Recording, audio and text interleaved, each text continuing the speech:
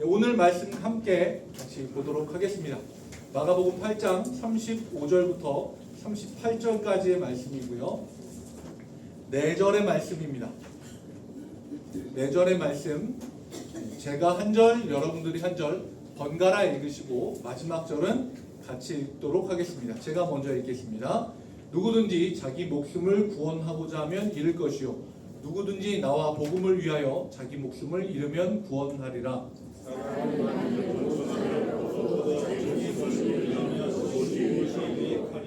사람이 무엇을 주고 자기 목숨과 바꾸겠느냐? 누구든지 이 음란하고 죄 많은 세대에서 나와 내 말을 부끄러워하면 인자도 아버지의 영광으로 거룩한 천사들과 함께 올 때에 그 사람을 부끄러워하리라. 네. 저희가 지난주에는 이제 일교회 예배가 따로 없었고 그 전주에 저희가 수요 예배를 드렸는데 그때는 3가지 떡에 대한 이야기를 같이 나누었었습니다. 칠병이어에 대한 이야기를 나눴고 그리고 바리새인과 서기관들의 누룩을 주의하라고 하는 예수님이 본인이 떡인데 그걸 이제 알지 못했던 제자들이 떡에 대한 걱정을 하는 이야기도 했었고 그리고 중간에 바리새인들이 와서 하늘로부터 오는 기적, 떡을 요구했던 그 3가지에 대해서 이야기를 나누었었습니다. 그래서 이스라엘 사람 다음 거. 그래서 배에서 마지막에 예수님이 이야기 나누시면서 예수님이 진짜 이 세상의 떡이신데 그걸 알아보지 못하는 제자들에 대해서 이야기를 하면서 지난주 그 전주에 2주 전에 이 이야기를 나눴습니다. 오늘은요 황제의 도시 십자가의 길이라는 제목으로요 8장 중반 부분과 후반 부분의 이야기를 함께 나누도록 하겠습니다. 제가 5병이어 7병이어 이야기를 나눌 때에도 그랬고 예수님의 전도 여행에 대해서 이야기할 때도 마가복음은 항상 장소에 대한 걸 되게 중요하게 여긴다고 했었습니다. 그래서 오늘 8장 중반부 그리고 후반부의 배경이 되는 거는요 말씀을 좀 보여주세요. 27절에 보면 이렇게 되어 있어요. 예수와 제자들이 빌립보, 가이사랴 여러 마을로 나가실새 이렇게 되어 있는데 요 장소가 주요한 배경입니다. 그래서 이 도시에 대해서 우선 조금 알아볼게요. 여기는 두 사람의 이름이 다 들어가 있습니다. 보시면 빌립보라고 하는 분봉왕의 이름. 이게 조금 어려운데요. 그 당시에는 이스라엘을 4군데로 나눴어요. 그래서 이 4군데마다 왕이 다 다르게 세워졌습니다. 그 중에 하나가 우리가 잘 아는 헤롯 왕이라고 하는 사람이 있고 다른 쪽에는 빌립보라고 불리는 왕이 또 있었어요. 그래서 이 가이사랴 빌립보 가이사랴라고 하는 동네가 위치해 있었던 곳을 다스리는 왕은 빌립보라고 하는 왕이었고요.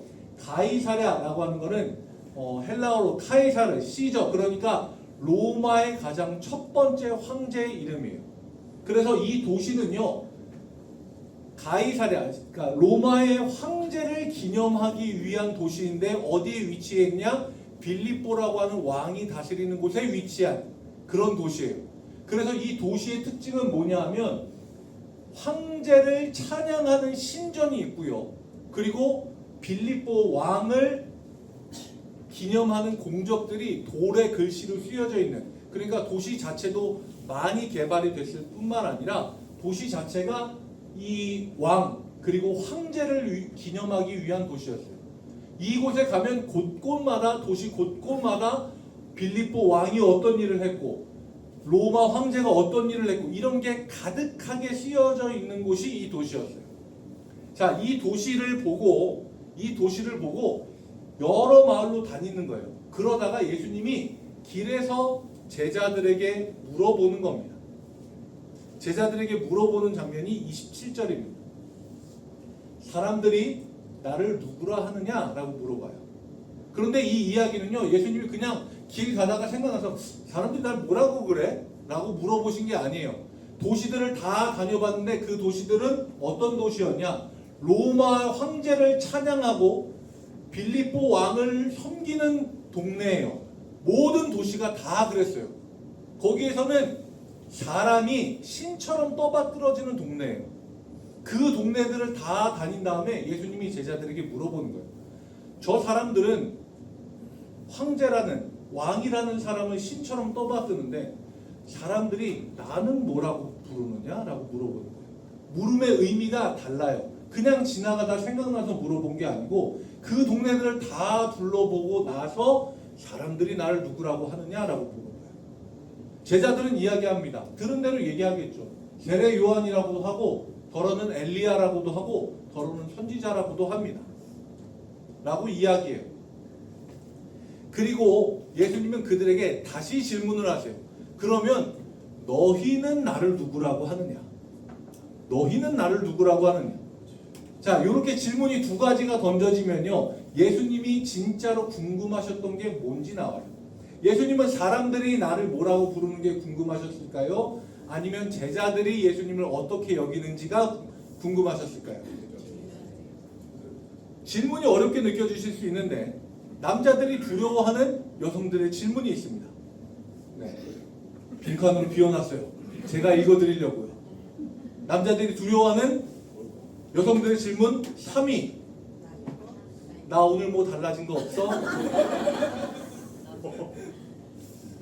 그때부터 열심히 눈을 굴려봐도 도무지 보이지가 않아요.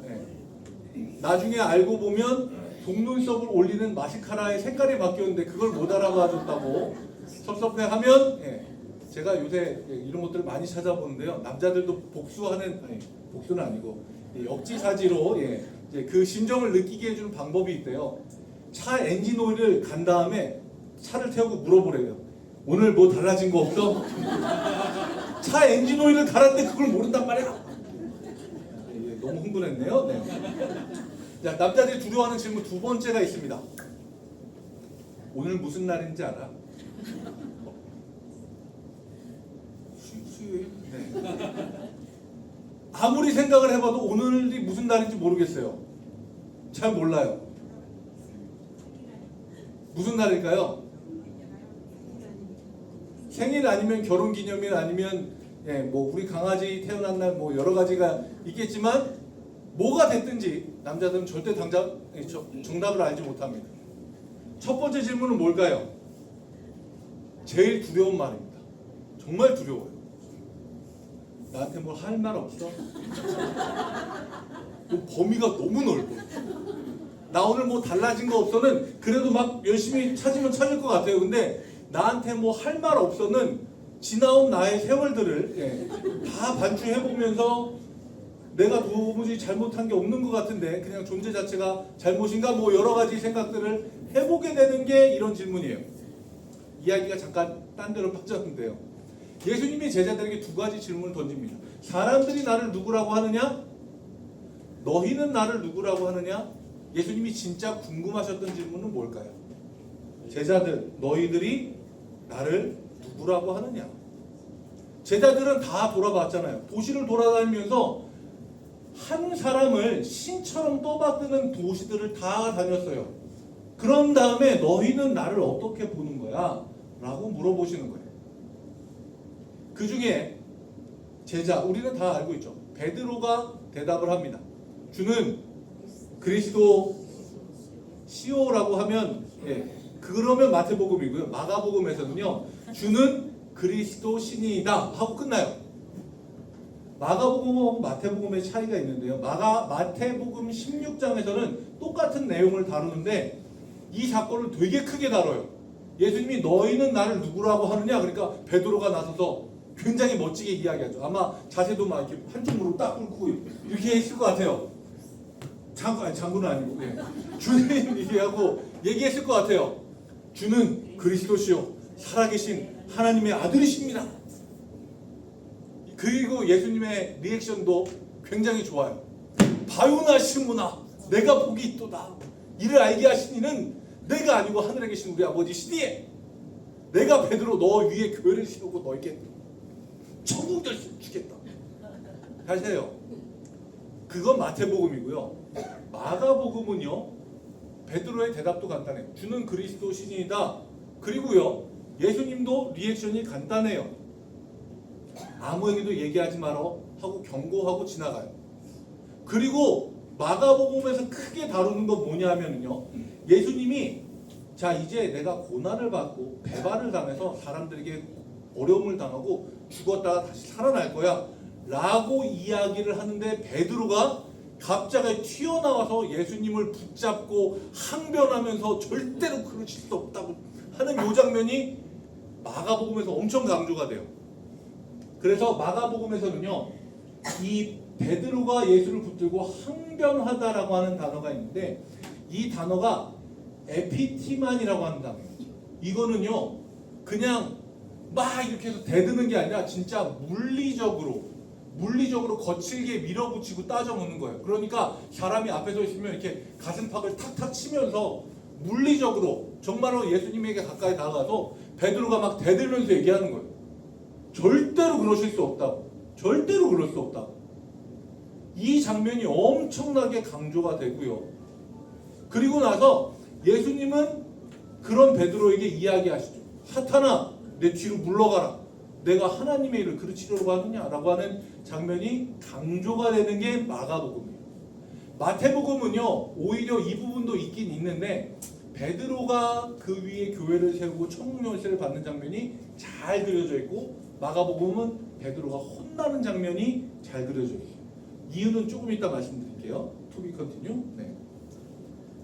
자 그러면요 베드로가 이렇게까지 예수님을 물리적으로 거칠게 밀어붙이면서 그래서 성경을 읽고 해석하는 학자들에 따라서는 예수님의 멱살을 잡았다 뭐 그런 얘기까지도 나올 정도로 거친 단어를 쓰면서 예수님에게 거칠게 베드로가 항변한 이유가 있어요.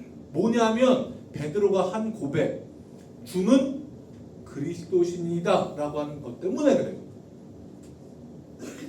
그리스도는요 뜻은 다 아시잖아요. 구원자예요. 그러니까 선생님은 구원자십니다 라고 하는 대답 때문에 그래요. 베드로는요 도시를 다니면서 봤잖아요. 황제가 왕이 어떻게 취급을 받는지 봤잖아요. 사람들에게 영광을 받고 사람들이 떠받들어주고 사람들이 그를 거의 신처럼 여기는 걸 봤어요. 그리고 베드로 머릿속에는요 우리 선생님이 저 자리에 선다면 이라는 생각이 깊게 들어간 거예요. 로마의 황제나 아니면 나라를 내쫓을 내서 한 군데를 다스리는 왕? 아니 우리 선생님은 그런 사람들 다 내쫓고 그 위에 서실 분이야. 그러니까 선생님은 구원자십니다. 선생님은 로마를 내쫓고요 그 위에 서실 분이에요. 그 바람을 가지고 있는데 예수님이 뭐라고 해요? 나는 사람들에게 배신당하고 죽을 거야. 베드로 귀에는 여기까지만 들렸을 거예요. 예수님은 그 뒤에 얘기하셨잖아요. 그 다음에 내가 다시 살아날 거야. 근데 베드로 귀에는 그거 안 들려요. 왜냐하면 예수님이 죽는다고 내가 똑바로 들은 거 맞아? 내가 이분이 왕보다 더 높게 될 거라고 생각을 해서 내가 여태까지 쫓아다녔는데 이분이 갑자기 죽는다. 말도 안 되는 소리야. 선생님 절대 그럴 수 없어요. 내 인생이 달렸는데 어떻게 선생님이 그래요? 거칠게 막 밀어붙이는 거죠. 그러면요 우리는 여기서 한 군데 볼 때가 있어요. 8장 우리는 지금 끝부분에 있는데 8장 중간에 있는 22절부터 26절까지 나오는 예수님이 맹인을 고치는 장면을 꼭 봐야 됩니다. 24절과 25절 말씀을 볼게요. 쳐다보며 이르되 사람들이 보이나이다. 나무 같은 것들이 걸어가는 것을 보나이다. 하거늘 이에 그 눈에 다시 안수하심에 그가 주목하여 보더니 나와서 모든 것을 밝히 보는지라. 이게 예수님이 8장 중간에 맹인을 고치시는 장면이거든요. 그런데 뭔가 이상한 거 있지 않으세요? 네, 그거예요. 네, 여러분들이 얘기하신 그겁니다. 저는 못 들었지만 맞을 거예요. 뭐냐면은요, 예수님이 한 번 안수를 하셨어요. 그 다음에 이 사람이 어떻게 얘기하냐면, 사람들이 보입니다. 근데 나무 같은 것들이 걸어다니는 것처럼 보입니다. 제대로 보지 못하는 거예요. 그래서 예수님이 다시 안수를 하시니까 그제서야 모든 게 다 밝게 보이는 거예요. 왜 예수님이 두 번 안수를 하셔서 이 사람이 눈이 밝게 됐을까? 제가 성경에 나오는 모든 기적들은 표적이라고 이야기하잖아요. 무언가를 가리키고 알려주기 위한 기적이에요. 그러면 이 기적이 무엇을 가리키고 무엇을 알려주냐 하면은요, 사람들이 예수님에 대해서 제대로 보지 못한다는 걸 알려주는 거예요. 제자들은 예수님을 보고 뭐라 그랬어요? 세례 요한입니다. 엘리야입니다. 선지자 중에 하나입니다. 베드로는 뭐라 그래요? 주는 그리스도십니다. 그런데 예수님이 칭찬하지 않으셨어요. 왜? 베드로가 생각하는 구원자는 예수님이 생각하는 구원자가 아닙니까? 이 기적을 통해서 이야기하고 있는 건 뭐냐면요, 사람들은 다 예수님을 똑바로 보지 못해요. 자기가 원하는 대로 봐요. 이날 예수님이 컨디션이 안 좋으셔서, 흔히 좀 속되게 얘기하면 기적발이 안 받아서 한 번 안수했는데 한 번에 안 고쳐진 걸까요? 아니요, 그렇지 않아요. 이걸 가지고 분명히 얘기하고 있는 거예요. 사람들은요, 예수님을 자기가 보고 싶은 대로 봐요. 그런데 예수님을 어쨌든 보기 시작한 사람들은요, 언제까지나 흐릿하게 불분명하게 보는 게 아니라 반드시 모든 것을 밝히 보는 때가 옵니다. 그 이야기를 하고 있는 거예요. 제가 그 전에 오병이어와 칠병이어를 이야기하면서요, 여러분들에게 말씀드린 게 있어요. 오병이어는 이스라엘 사람들을 대상으로 한, 칠병이어는 이방인들을 대상으로 한. 그래서 예수님의 사역이 이스라엘에서 모든 사람들로 확장이 됐다라고 이야기하잖아요. 이 구조도 마찬가지예요. 이스라엘 사람들은 자기들의 구원자로만 생각했어요.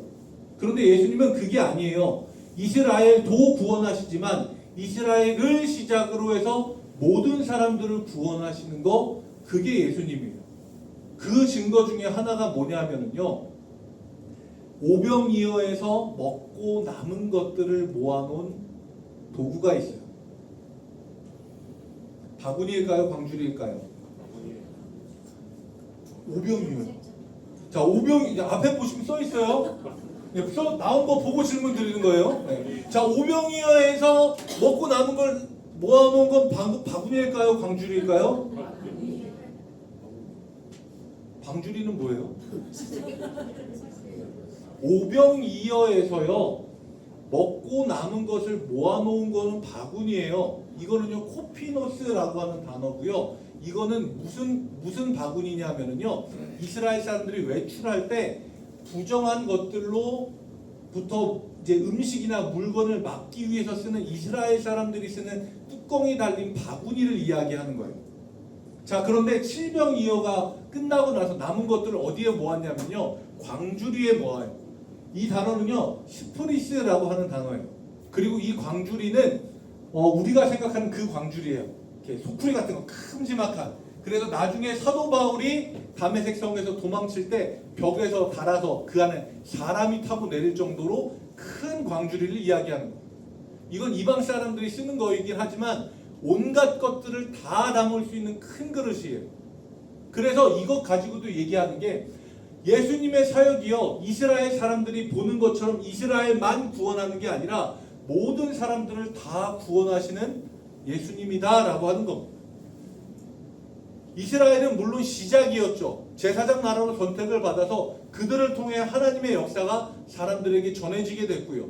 그런데 하나님은요, 이스라엘만의 하나님이 아니시기 때문에 오병이어에서 칠병이어로 부정함과 구별을 짓는 바구니에서 모든 것을 담을 수 있는 광주리로, 이스라엘을 로마에서 구원할 구원자에서 온 인류를 구원하실 구원자로 더 많은 이들을 품을 구원자가 되시는 겁니다.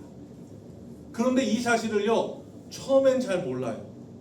맹인이 처음 눈 뜬 것처럼 제대로 보지 못해요. 하지만 모든 것을 밝히 보도록 제자들의 눈도 넓고 분명하게 뜨게 될 것을요, 이 모든 사건을 통해서 이야기하고 있는 겁니다.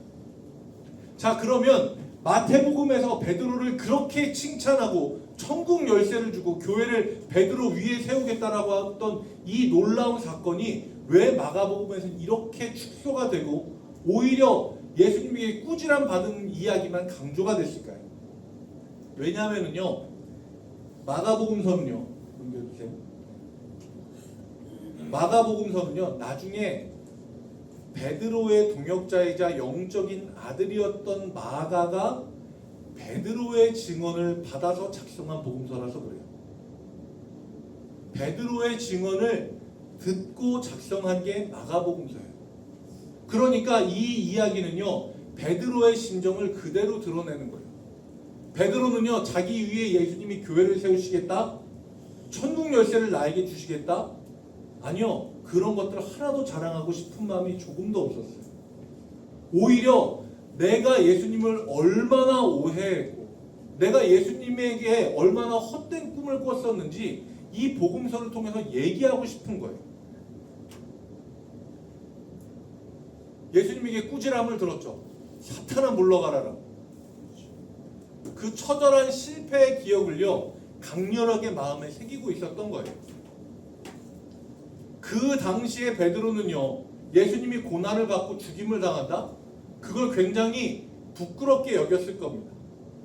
우리 선생님이 이렇게 다니는 곳마다 사람이 많이 따라다니고 기적을 이렇게 많이 일으키고 언젠가 성공해서 저 로마의 카이사르나 빌립보보다 더 높게 올라가실 분이야 라고 그 선생님이 내 자랑으로 여겼었는데, 그래서 예수님을 막아섰었는데, 마가에게 이 이야기를 전해줄 때 베드로는요, 자기가 진짜 부끄러운 사람이라는 이야기를 하고 있는 거예요. 내가 정말 부끄러운 사람이에요. 그래서 38절 말씀에 이렇게 기록하고 있어요. 누구든지 이 음란하고 죄 많은 세대에서 예수님과 예수님의 말을 부끄러워하며 예수님이 아버지의 영광으로 거룩한 천사들과 함께 올 때에 그 사람을 부끄러워하리라.